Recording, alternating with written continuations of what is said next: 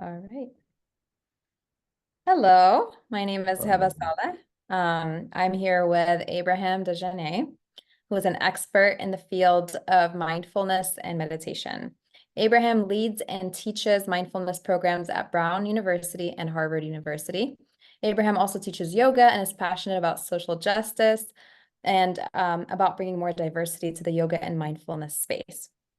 He is currently obtaining a degree in mental health counseling at Northwestern University and hopes to combine mindfulness and psychotherapy as an intervention. So welcome, Abraham. Thank you so much for being here and being here to answer questions about specifically MBSR, which is mindfulness-based stress reduction. So I'm glad you're here.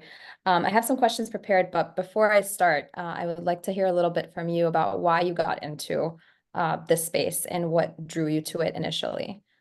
sure. Thank you, Heba, for having me. So I'll give the condensed version of that story. I wasn't aware of mindfulness. I wasn't a meditator or yoga practitioner growing up. And even well into my mid-20s, I was in the corporate sector. I had a very sort of traditional life planned out for me. And then somewhere along the way, I realized that was not my calling. So after years of literally searching across on other continents. And then being exposed to mindfulness really changed the way I related to myself, the way I related to others, and then the way I related to the world. So that really inspired me to pursue a training and a certification both in yoga and meditation as a way to bring sort of this holistic community-based interventions to different communities that would undoubtedly benefit from it, considering the level of stress and worry and anxiety that many of us face in this country, especially at a time like this. No, absolutely. No, I really enjoyed going through the intro MBSR program at Brown University with you. You did an amazing job leading it. I think I learned a lot. I think one of the most challenging things for me was the amount of stillness required for it and the quietness. That's not something that comes naturally to me, as you probably already know, but I feel like it's definitely a learned skill that anybody can learn and can make a major impact in the way they just go about their lives and deal and manage stress and things like that. So what has been your personal experience, also maybe experience seeing others with MBSR since you started practicing it? Have you felt anything yourself, any tangible differences in your own life? Yeah, no, absolutely. Before I came into mindfulness and MBSR specifically, I was dealing with a lot of insomnia, high levels of stress, both related from work and then also just there was a lot of soul searching, which was bringing me to sort of these dead ends that I wasn't sure which way my life was heading. So I was dealing with a lot of some serious levels of insomnia for I would say most of my mid-20s. So when I came into this practice, it really it gave me perspective. So I don't consider it sort of like the silver bullet or this magic pill. But what I noticed over time and with practice is I noticed I was sleeping a little bit better. I noticed I was able to catch my anxiety and my worries in real time, and then I could really use my breath or the sensations of my body to be present rather than because in the past, if I'm experiencing unpleasantness, it's usually an aversion or I want to push it away or I want to numb it or I want to distract myself from it. But MBSR really gave me the tools to be present with all the challenges I was facing in that moment in time. So I think it's also important to really highlight with awareness, which is cultivated through mindfulness. It highlights all components of who we are as a human being, the parts we may have suppressed, the parts we may have potentially ignored or mistreated. So in so many ways, it really spotlighted me as a human being. It was almost like turning the awareness and the spotlight inwards rather than outwards. And then I would say, yeah, there's been a mighty shift and just a progression. And I also want to say it's not linear with this work either.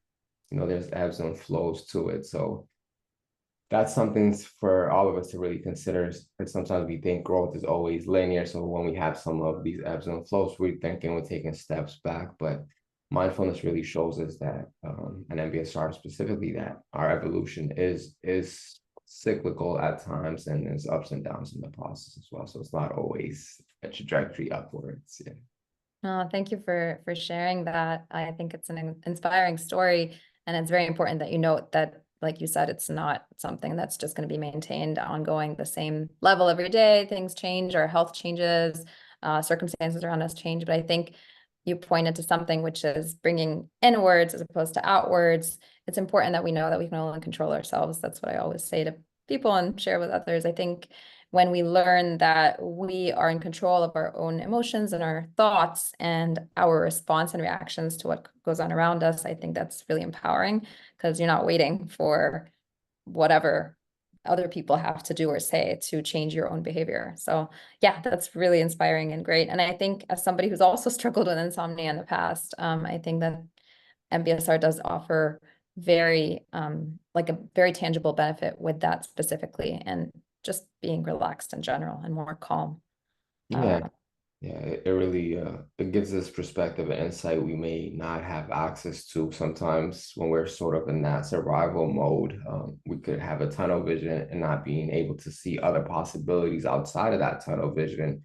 And then I kind of think of mindfulness as creating the space around whatever we're going through. That way it mhm. gives us the capacity to be with it. Yeah, no, absolutely. So as somebody who leads mindfulness practices in a university setting, you have insight into how MBSR can help college students and graduate students specifically dealing with stress. What are some helpful resources and tools for that demographic to start exploring mindfulness? Yeah, so it's in both settings and other institutions I've led mindfulness in for the sort of the younger adult graduate student group. Often what I'll hear is, and this could also be maybe expanded to the rest of us as well, is about not having enough time and the busyness of all the other obligations. So that often comes up as an obstacle. And I think for the younger generation who's more tech savvy and who often has sometimes an attention span that's quite limited, uh, apps could be a great place to start. You know, we have so many free apps like Insight Timer is a great app. I know Headspace and Calm have a paid subscription model, but there are other apps as well. But Insight Timer is one that comes to mind. So for those of us who are maybe brand new to meditation or who may not have experienced a formal practice of this nature, I think an app could be a great place to start. You know, it's available to you. We spend so much time on our phones already, so I know you have it readily available in your pocket at all times. So how can we use tools that often, for the most part, haven't been so supportive for our well-being, spend all that time on the phone? But Mhm. at the same time, since it's already there and we know this demographic is more likely to go for a shorter meditation practice whenever they have the time for it, I think an app will be a good place to start. And then more from the institution side, I think, you know, just like either Harvard or Brown or these other institutions, there's people on the inside advocating for mindfulness programming, even if it's just like short drop-in programs, or even there's counseling available at the school, they'll somehow infuse mindfulness into those sessions as well.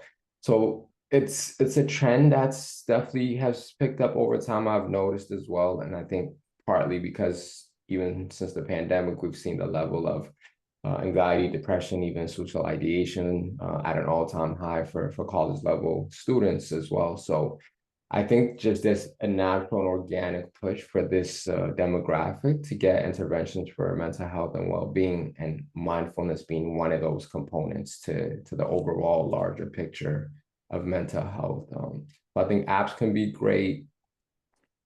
I think there's people within the institution who already have an inclination towards this kind of practice in leadership positions to get them to advocate for the university to have some kind of an offering, whether it's a wellness day during the week where Mm. students could come and maybe there's different offerings, maybe there's some movement, there's some meditation. So it could be more of an institutional approach rather than an individual approach seeking for it. Yeah. Um, Wellness days can be really great in both for even for the staff and faculty at the university, because we've also realized how much stress and anxiety and pressure they're under as well. Teaching is not the easiest of professions. So this is not only helpful for the college age students who are receiving it, but also those in charge of really providing leadership to these next generation of leaders. Yeah, no, I love that idea of wellness days. I actually thought about starting one myself. But yeah, it's a lot of coordination, but I think it does make a difference when the institution is on board, and it's not just like coming from each individual student. That's sometimes both are important, but I think Yeah. if it's available, then it's a lot more accessible for You people. know, when you said that, it reminded me of a conversation I had with someone who went to UMass here in Worcester, Massachusetts. Um, he told me he never heard of mindfulness. He had no experience with mindfulness, but his professor, when he was in graduate school, Mm. would always start the class with a 5 to 10 minute sit every single class before he started teaching. And that was his introduction to mindfulness. And now he's actually on a path to be a teacher. But so if we don't have, let's say, oh, the university, like we don't have the resources, we don't have the capacity, we don't have this right now. So you can even do something as small as starting a class with just a 5 minute sit before a professor starts teaching. You know, that doesn't take really much time or energy or effort to execute. And that little bit of time you use to create spaciousness actually supports the students being fully present to what they're being taught. So it's really a win-win both for the professor, the university, and the students who are receiving the lecture as well. So that's like a simple and very feasible thing that we could implement to the classrooms. Yeah, that's a great idea. I think it's maybe more professors should start class that way and inspire Yeah, more students. I That's think it really, you've seen it, you know, you don't have to sit for 40, 45 minutes to receive the yeah, benefits of the practice. A 5 minute check-in with yourself really has the potential to completely change the trajectory of how you're showing up in that moment. So it can be really powerful. yeah, 100%. Along those same lines, what are some ideas you have for how companies can incorporate mindfulness into their culture and their practices? We spoke about schools and teaching institutions, but what about companies in a corporate setting? Sometimes the focus is not so much on relaxing; it's more on productivity, and it's sad, but sometimes that it's not understood or fully appreciated how when we do spend some time relaxing, even within the corporate setting, then it can lead to more productivity. But how do we convince companies that this is the reality, and what are some ways that we can get started with that? Yeah, I think there's already a shift happening even within the corporate landscape. Of course, maybe not at the pace that we would like it to be. Right. But just even from my own experience of doing so many workshops over the last few years for corporate companies, because of they've seen how much, and I imagine some of the intention is to drive productivity, which is not necessarily what I'm in alignment with here, but Right. it's there's definitely an uptick in interest, and I think part of it is just the realization, the cost of burnout. So even if they're looking at it from a financial model, the cost of people calling out sick, the cost of people quitting their job, the cost of people taking leave of absence from work. So even from a strictly a fiscal perspective, companies are realizing the fact that if they don't take care of their workers, the company actually financially suffers as well. So not just the well-being of the employees, but the actual financial health of the company suffers as well. So I think some of that is what's driving, especially since the pandemic, we saw what the work-life balance was. And so that interest is there. And at the same time, yes, the corporate setting is not willing to dedicate hours and hours of work time to mindfulness or spaces for well-being. But what I've seen some companies do in the past is similar to the what I mentioned about the professor. One company told me what really supported them after we had our workshop was they decided to introduce just a short sit for 1 to 2 minutes before every single meeting. So we're not just coming in, everyone's coming, God knows, from whatever conditioning into that meeting, who knows what happened prior to that meeting. So they had mentioned they would always start with 1 to 2 minute pause at the start of every single meeting, just as an opportunity to everyone just to bring their voice in. And then they'll do just a quick circle check in, Mm. just to bring the humanity back into the corporate setting. Because often, how many times have you entered a meeting and it's immediately straight to the what's on the agenda? You know, there's never, how are you? Is everything okay? Is there anything you need here as an employee? Those questions are rarely asked by Yeah. corporations. So Right. I appreciated his framing of not only do we pause just to check in, and then we just do a brief roundtable check in before we go into the meeting. So that's something that doesn't take too much time, doesn't take too much resources, that you could implement fairly easily. Right. One other thing I had recommended to this other company was just to create one room inside, assuming the space is available inside the company, one room dedicated just for disconnecting. Mm. So if someone needs to step away for a few minutes, that would be a space they could go to. And you could set that space up in a way it's really supportive of relaxation. So maybe you could have some plants in there. Maybe you could have some really nice lighting. There's windows and things that are available. So it becomes a space where someone just needs to take a break or exhale. They could just step in there for a moment before returning back to work. And once again, assuming the space is available, it's not necessarily a big ask. You don't have to maintain. It's not something someone has to come in there and facilitate. So it's just a space for employees to Right. start to go over, unwind for a little bit and come back. Right. One other way I've seen a company approach it as well is they had intermittent bells that randomly went off throughout the workday, and that would be a reminder for the employees just to pause.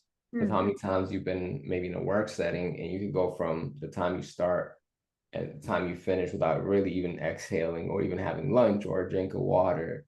So even though that's just a simple reminder of an intermittent bell that's going off, but that really it signifies something for people, like, okay, it doesn't matter what I'm doing, I'm just going to pause for a moment, check in with myself, and then continue based on that. And you've seen it from class, hey, but just even that opening check-in of like 30, 60 seconds provides us so much insight into how we are in that moment. Right. So those are some of the different ways. I've seen some wellness spaces do like a monthly or a bi-monthly retreats, like shorter retreats with the employees. We've seen like community building aspect of that, also supporting the bottom line, even though that's not necessarily my intention. But these things we're doing for employees, while they may take some resources away on the front end, we're seeing the returns are quite exponential to the investment. Yeah, and it's okay for it to be mutually beneficial. Yeah. It's a good thing, right? So you have to think about incentives all around. And even if it's not purely just for the sake of each person's, wellness and soul, it's still at the end, if everybody's benefiting, I think then that's at least a very good goal to start with, right? So Yeah, I think it's because we live in such a capitalist system that there needs to be a trade-off, right? So what is incentivizing the corporation to creating these spaces for their employees when, especially if it's a publicly traded company, they have to answer the shareholders, the stakeholders, it's often profit-driven. So for them, it's also a way to justify essentially taking care of their employees, because ultimately the returns really also benefit the corporation and the entity itself as well. So yeah, unfortunately, or maybe it's not unfortunate, but maybe it's just what it is right now. realistically. Yeah, yeah. Yeah, yes. So going along with this, so people sometimes have that hesitations about mindfulness. There's associations they have in their mind, or maybe they don't know anything about it at all, and it feels kind of like out there, like something that they're not used to, they're questioning it. How do you address that? And also for people that have been exposed to it and come up with kind of excuses as to why they're not practicing it. What are some of those excuses, and what is your response to both of those things? Like people that are hesitant, or and also people that come up with these excuses. I think one of the biggest barriers for people experiencing mindfulness is the misconception that they have of what this practice is. So people approach it from several different angles. There's the religious side of it. So people often would associate mindfulness with a religion or a philosophy. And if you have a certain value from your own religion, there may be this idea that will clash with your own beliefs as well. So that prevents a lot of people, especially people who are religious, from entering these spaces. And what I often would highlight is mindfulness is really a secular practice, the way it's practiced in the West, not related to any of sort of the underpinnings, which often could be rooted in Eastern philosophy. But the way mindfulness is practiced, especially in the West, is secular. Not only that, but if we really take a step back, mindfulness has shown up in different cultures historically. So whether you're a Christian, a Buddhist, an atheist, a Sufist, a Jew, a Christian, regardless, there's been contemplative practices in all these cultures. You know, we may not have called them mindfulness, but contemplative practices have been part of many different ethnic groups, indigenous groups, Far East, West, and Africa, and South America. So I think one, it's important that we realize that this practice is universal and it's accessible to everyone, regardless of what faith or lack of faith you may have. Right. And the other misconception people have that prevents them from practicing meditation is A, I'm not good at it. B, I don't feel relaxed after meditating. C, I can't clear my mind.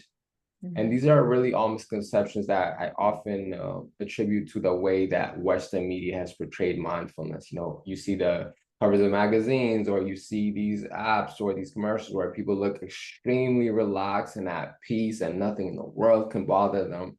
So people create that image in their head of, oh, when I meditate, I should have this feeling. And then they sit down and close their eyes. And within 10, 15 seconds, they notice their mind is doing everything but what they wanted to do. Right. They can't relate to it. Exactly. So they think they're either not good at it, they're failing at it, it's not working for them. So often the way I've really responded to that question is, one, everything you really have seen, especially through the media and social media and things of that nature, it's really just a facade of this practice. That is not what this practice is. So the fact that your mind goes away into a different place every 15 seconds and then you have to bring it back, that's actually the practice. The recognition that I'm no longer present and my mind is either planning, ruminating, judging, creating stories, whatever it's doing, the moment I notice it, I'm just going to bring it back to my body or bring it back to my breath or to sound. So it's really, and that's what we call it practice. It's just you continuously, you notice the tension is elsewhere, you bring it back. You notice elsewhere, you bring it back. I've been meditating maybe for about a decade or so now, and I've yet to have a meditation sit where my mind was clear. So maybe I catch it a little bit faster now because I've been practicing for a while. So I notice when I'm distracted, I could come back a little bit quicker. I don't get maybe caught up in story after story after story. And that happens too from time to time for me as well. But just the recognition that this practice is a practice of 1,000 beginnings. So to really let go of the idea of, I'm not good at it, this is not for me, this is not working because my mind isn't clear. That's not what this practice is about. This practice is about waking up to the fullness of your life moment to moment. It has nothing to do with getting a clean and empty mind and you don't feel any stress or anxiety. That's not what this practice is. That's a very important distinction. And I'm so glad that you said it that way, because it is one of the most, aside from this is going to, counteract or not mesh with my religion. That's one camp. And you addressed that. The other one is really also like, oh, I don't think I can attain this. This is not practical with the way I live and do things. I can't do it with my personality or, that kind of thing. And it's important that you said what you said, that first of all, it's a practice and you have to kind of train yourself and also not expect that you're going to be so zen in the middle or at the end of each one. Like everything's a work in progress. Yeah, like you wouldn't go to the gym on the first day and try to put maybe 300 pounds on the squat machine, right? You wouldn't do that, and you wouldn't have that expectation of yourself. So why put that same level of unnecessary expectation and pressure for us to have this specific experience in our meditation, rather than just to trust and be open to whatever comes into our awareness in that moment? And one thing I want to touch when you spoke, it sparked something in me, this idea. I think when you first came in, you talked about how difficult meditation could be, how sitting still maybe feels a little bit abnormal for people. And that's also another misconception of that mindfulness has to be this stagnant sitting practice as well. And I'm saying that because there's, at times, movement can really be a very supportive mindfulness practice. Yes. So this idea of mindfulness only looks like I'm sitting on a cushion, legs crossed, eyes closed. That is one way to engage with mindfulness and meditation. But being mindfulness is really being awake to the fullness of our lives, moment to moment. And I imagine you're not sitting on the cushion moment to moment your entire life. You're Right. going to step out into the world. You're going to relate to others. So how can this practice support us? So being mindfulness means how do we drink our tea? Are we present for that? Mhm. Are we present when we brush our teeth? Are we present when we listen to our loved ones? Are we present for our own lives? So that's just really cultivating awareness. And awareness could be cultivated through movement, awareness could be cultivated through stillness. Yeah. So for some folks who are maybe new to it or feeling quite restless, I'll often tell them, you know what, begin by bringing mindfulness into your movement practice. And then Mhm. maybe start to slow down that movement practice. And maybe then stillness becomes a little bit more familiar to you. Because in the world we live in, to ask people where most of us live 100 miles an hour, and all of a sudden you tell them to come to a 0 miles an hour right away, that actually causes so much agitation of the mind. Sometimes moving with intention to come into stillness could also be a really good way to approach it. And then Mhm. even just all these quote unquote mundane things we do every day, if we Yeah. start bringing our awareness and our attention to the way our feet hits the ground when we walk in the park. So just things like that. So if stillness is not your cup of tea right now, there's many other ways you can engage with mindfulness. So I just want to highlight that too. Yeah, no, this is a really great point, Abe. Both of us are trained yoga teachers, and I feel like we're taught this, right, as in the process of learning yoga, that we quiet our mind and we train our mind to focus on certain things and intentions through movement, right? So you can do that through movement, and I've experienced it myself, so I know, and I'm sure you have too. So there's even walking meditations, and we've done that in the Yeah, yeah. MBSR program, and it's just walking, but more intentional and noticing things around you, being aware of all your senses. Being self-aware is one of the most important things somebody can do for themselves, for their growth. And I truly believe in it. I think that once you notice things about yourself, then you can change what you don't think is going in the direction that you like, and you can adapt to circumstances around you better because you understand your motivation, you understand what inspires you, what drives you, that kind of thing. Um, so yeah, very, very good points. Thank you. With that same thought, what would you put under the umbrella of MBSR, or what is under the umbrella of MBSR, just for those who are unfamiliar?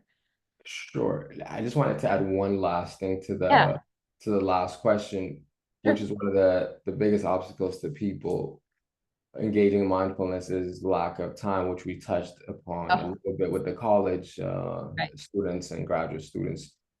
Yeah, Of course, yes, longer practices, longer sitting times, longer movement tends to support us more to being fully present.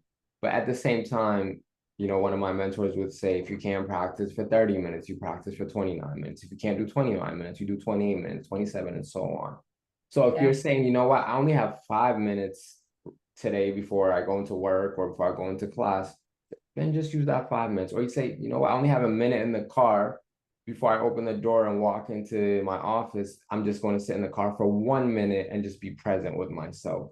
So if time is an issue, if you're saying, oh, this my schedule is too full, like yeah, these really short practices of checking within yourself, 30 seconds, 1 minute, 2 minutes, 5 minutes, they can also be really supportive in making sure that you're aware of how you are in that moment. Because many of us go through our entire day, maybe weeks, months, years, without ever checking to see how we actually are.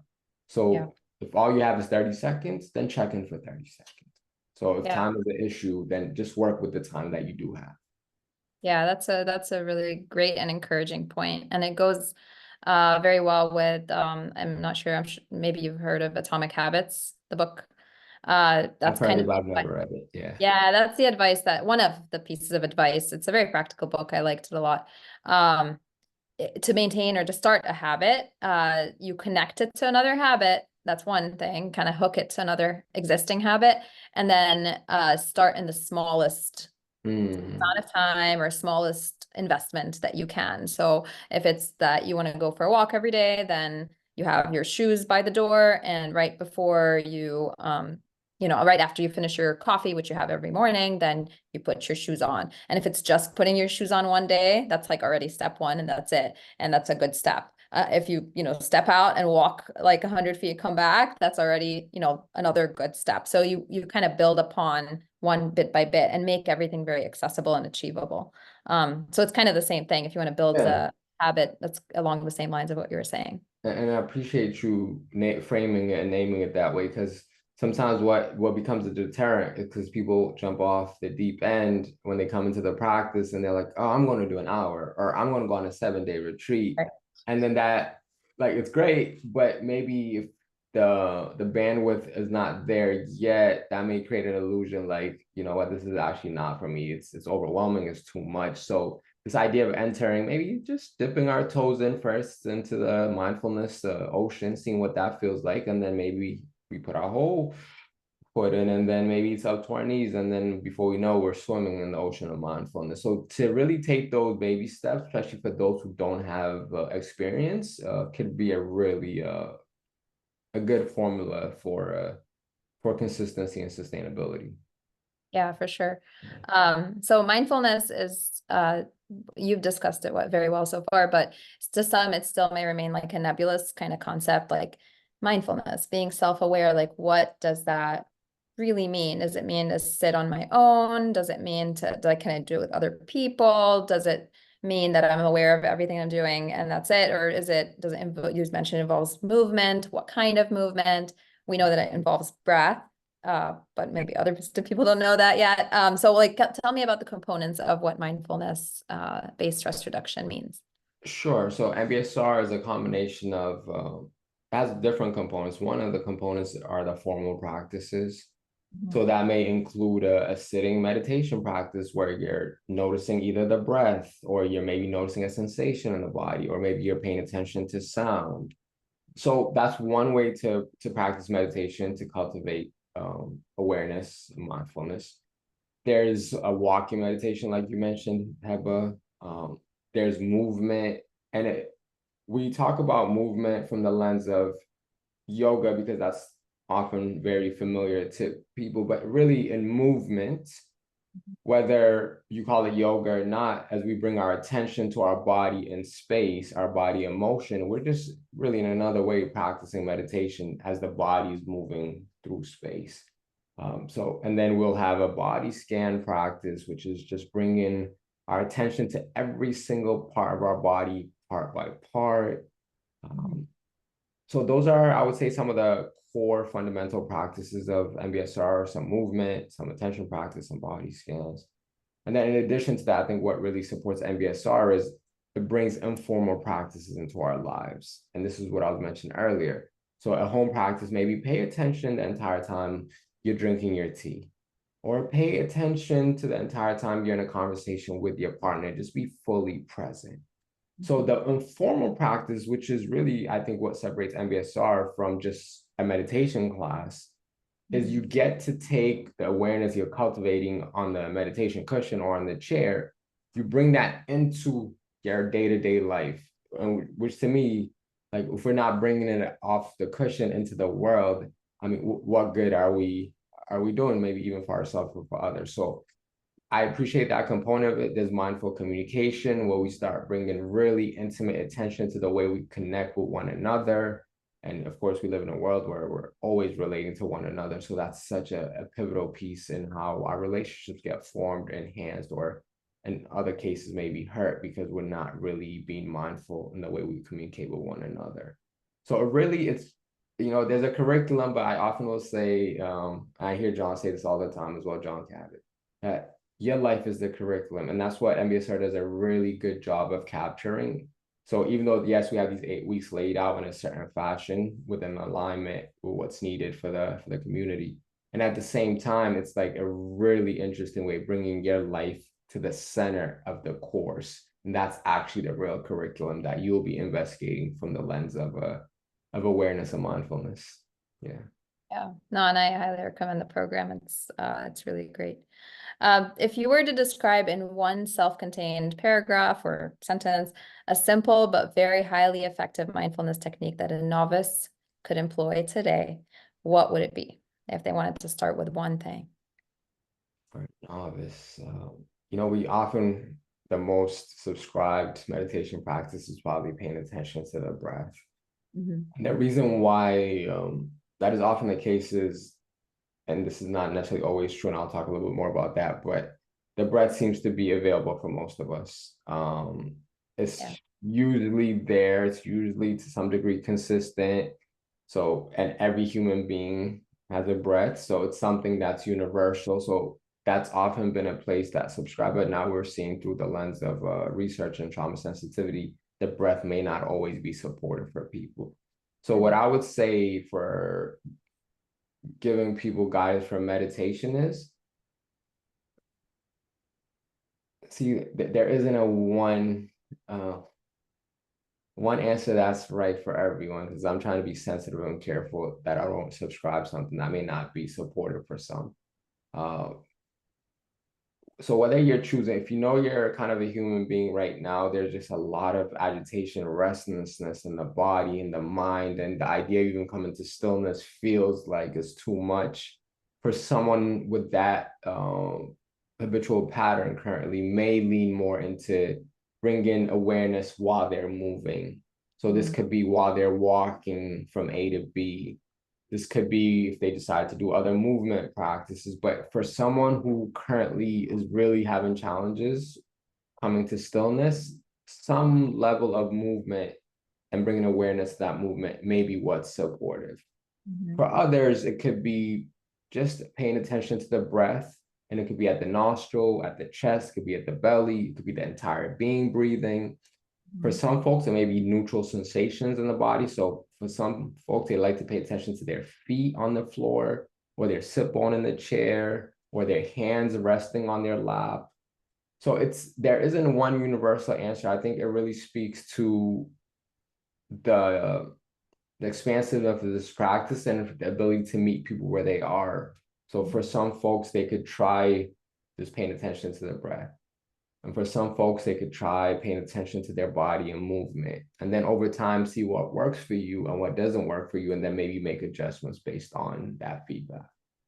Yeah, no, that's great. Paying attention is really what I extrapolated as the key words here. No matter where you are, choosing what to pay attention to may differ from one person to the other, but really it just comes down to paying attention to just the surroundings, yourself, your reactions, your feelings, you're just paying attention. And I think that's really what mindfulness comes down to for me.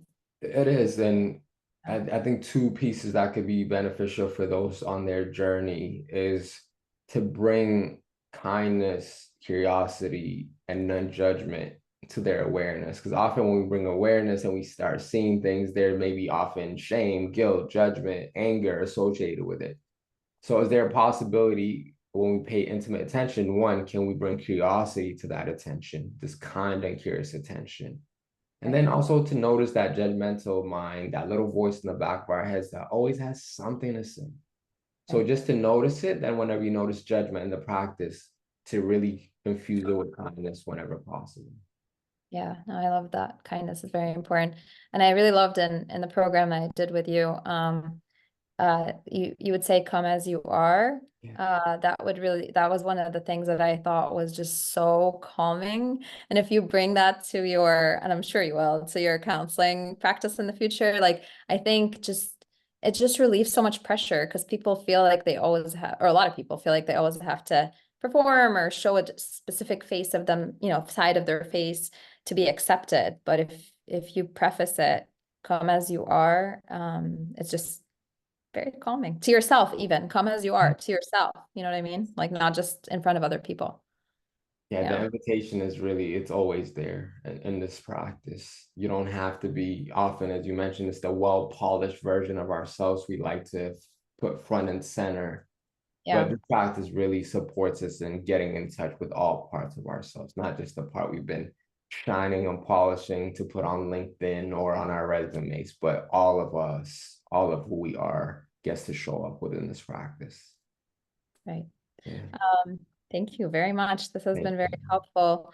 I know I didn't mention this earlier, but would you be open to doing like a 1 to 2 minute practice of some kind to just, to kind of guide the end of this discussion? Sure. No, no, absolutely, Heba. Yeah. So I invite you now to go ahead and find a comfortable upright position. And if you feel safe and if it's supportive in the space you're in, I encourage you to either lower the gaze or close the eyes and begin to turn your awareness inwards. So just noticing how the body is, and it may be helpful to bring your attention to the different contact points. Maybe the feet, sit bone, the hands, the spine. Bringing that kind and curious attention to any sensation that is felt within the body. And often these contact points could be a rich source of sensations.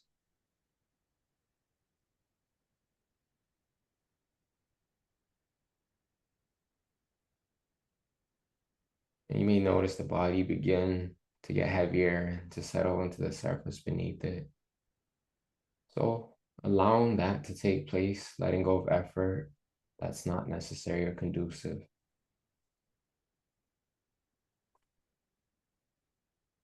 You may now choose to shift the attention to the breath, whether at the belly, nostril, the chest. Bring this kind and curious attention to it. You may notice the length, the duration, the quality of the breath, the shallowness, the depth.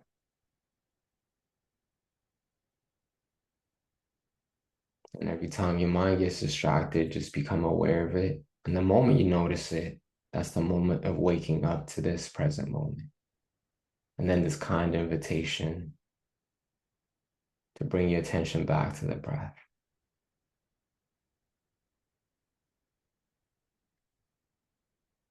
And often it may be supportive to silently ask yourself, how am I in this moment? And then get curious to what may be unearthed and revealed to you. And this may be revealed to you through physical sensations, thoughts, emotions. How am I right now?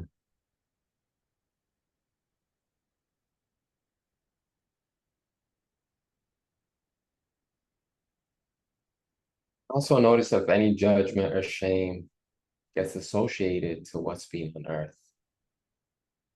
But here's another opportunity to infuse kindness to yourself.